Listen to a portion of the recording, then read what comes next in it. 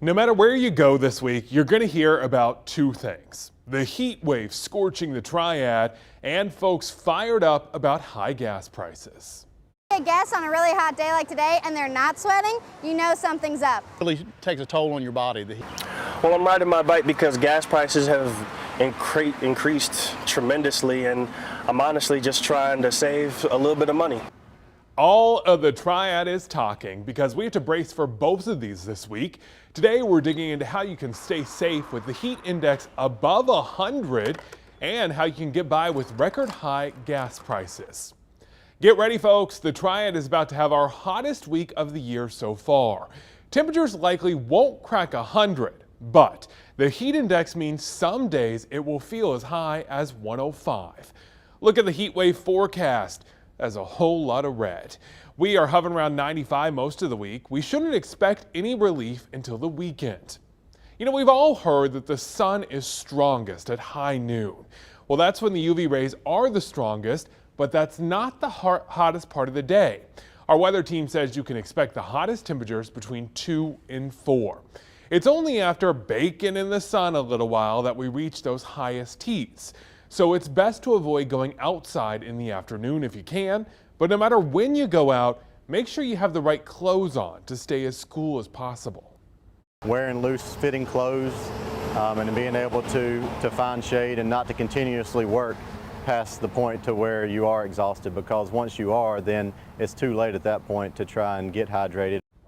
Heat illness can sneak up on you. It's important to stay alert. We all know to drink more water when it's hot outside. That's no secret. But doctors say it's not just about getting more water in you. It's about how you drink it. The CDC says a cup of water every 15 to 20 minutes if you have to work outside is what you need. It says drinking a little more often helps people more than drinking a lot in one sitting. The CDC also says start drinking water before you feel thirsty. It's hard to catch up if you wait too long. It's important that we use liquids that are hydrating. So for example, salt-containing liquids or drinking water with meals that have salt in them. Very important to help retain some of that fluid in our body. Sports drinks that have electrolytes can be very helpful. Okay, it's important to keep hydrating even after you finish working outside. You have to replace all those fluids you lost out in the sun. A lot of us have that cup of coffee on the way into work in the morning. It's just habit. But doctors say you might want to cut down on that whenever there's a heat wave. The CDC warned that caffeine dehydrates you. That makes it the wrong thing on a hot day. The same goes for that beer poolside, by the way. The CDC says drinking alcohol within 24 hours of working outside can increase your risk for heat illness. We really want to drive this point home to you. The CDC says heat strokes can appear within 10 to 15 minutes. You don't have to be out there all day. So it's important to listen to your body. So it's not only just about the heat temperatures, but those heat indexes, as they get higher, as the humidity is higher, we begin to sweat more, and then our bodies are just not able to keep up with getting ourselves cooled off quick enough. So as we sweat more, we lose more sodium and other electrolytes, and that leads to further issues of dehydration.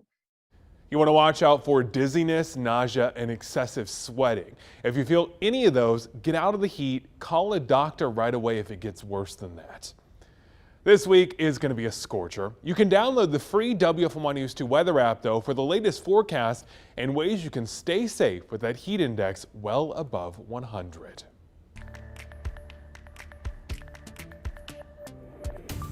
Also on our app, you'll want to check out where to find the cheapest gas prices. AAA says Guilford County drivers pay $4.66 on average for a gallon of gas. It is crazy to think about, but you know what? That's actually one of the lower prices in the Triad. This map shows prices in North Carolina. Other Triad counties like Stokes and Caswell average prices above $4.70. Rockingham County, that dark blue at the top of the Triad, sits around $4.60. That is the lowest in our state. We all want one big question answered. When will gas prices drop again? Truth is, we might need to buckle up for a bumpy road ahead. A Wake Forest economist says expect high gas prices for a while. The thing that you got to wrap your head around is this is what gas prices are going to be for the foreseeable future. There's not much that we can do about it. And to the extent that it is possible to reorganize your life in order to save a few bucks from buying gasoline, like, go ahead and take those steps. He says the oil market's just unstable right now, and it might take until next year for prices to look normal again. More drivers are avoiding filling up, trying to ride as close as they can to empty before they go to the pump. And towing companies say they've seen a bump in business because of people pushing too far and just running out of gas. It definitely doubled in terms of the calls that I receive. And like I said, I don't even advertise my business as being a side of the road. Running out of gas can cost hundreds of dollars in damage to your car. Experts say the best thing to do is fill up every time you hit the half tank level. Spreading out the bill by filling up more often doesn't make it cheaper, but it can help you manage that extra expense better.